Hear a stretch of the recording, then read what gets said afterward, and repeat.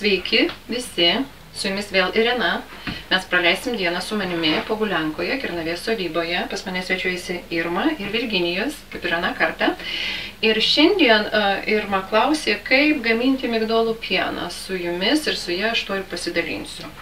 Kągi, mums pirmiausia reikės Vitamix, smulkintuvo arba taip vadinamo blenderio. Mums reikės indo mirkytų migdolų. Noriu parodyti jums skirtumą, kaip atrodo išmirkę migdolai ir sausi migdolai, akivaizdus skirtumas.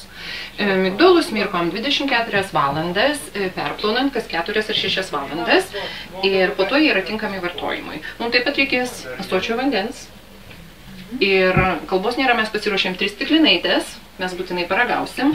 Ir žmonės kartais bijo pasiruošimo, bet žinokit, viskas tinka, ką mes turim po ranką. Ir šiuo atveju mums reikės merlės.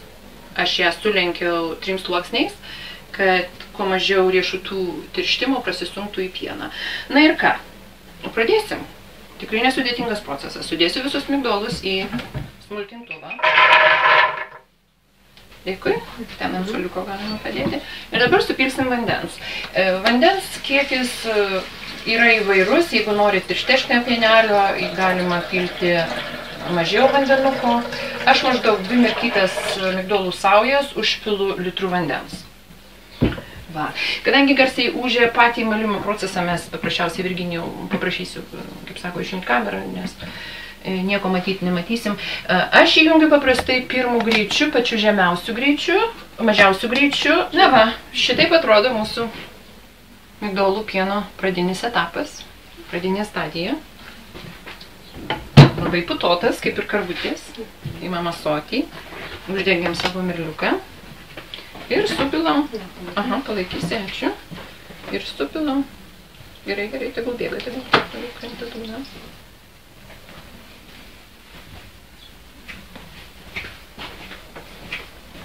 Trupučiuką paleidžiam mirliuką.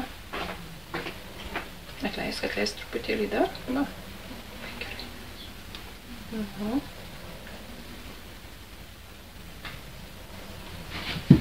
Kaip čia atrodo? Gerai atrodo. Tvarkoj. Na va. Ir susitiksim, kaip pienelis bus išsunktas. Na va, ir turim galutinį produktą migdolų pieno. Čia yra likutis, yra išspaudos. Žmonės dažnai klausia, o ką daryti su išspaudom, nes jeigu mėgstam migdolų pieną ir jį gana dažnai sunkiam, tai tų išspaudų susirenka ir susikaupia. Aš išspaudas užšaldau, susidedu nedidelėm porcijom, sakysim, vienam kartui, kad ten ką nors pasidaryti. O jeigu daugiau susirenka jų, tai jas atšildžius, tiesiog galima dėti į sausainukus, į duoneles, į duoniukus, vienu žodžiu, džiovinimo procesui, tai yra nepamainoma. Taip pat galima naudoti padažam, galima sriubom naudoti. Taip, tirštumo, tekstūros ir tokio putlumo suteikia ir juo labiau tai yra geras produktas, kokybiškas geras produktas. Na ką, dabar belieka tik tai paragauti. Tai ką, į sveikatą ir būkim sveiki. O jeigu kartais mėgsti saldžiau kažką, tai kaip galima būtų pagarinti, pasaldinti? Matot, migdolų pienas asmeniškai man yra vienas labai skanus, jisai pakankamai maistingas ir jeigu didelė stiklinė pusryčiam išgeri, kaip ir pakanka. Bet yra, sakysim, mamytės dažnai klausia, o ką vaikam, kaip padaryti pusrytėlį, kaip vaikučius pamaitinti. Ir vat pačiai iškilo klausimas, kaip dar galima, kur dar galima naudoti migdolų pieną. Galima pilti į kokteilius, sakysim, galim pabandyti. Paimsim bananą, juodų serbentų ir migdolų pieno. Su bananu galim pasaldinti. Pats paprasčiausias yra sauja, didelė sauja špinatų lapų, bananas ir migdolų pienas. Labai skanus kokteilis. O šiaip, jeigu norisi vieno pieno ir saldesnio, paprasčiausiai su džiovintom ir išmirkytom razinom arba datulėm.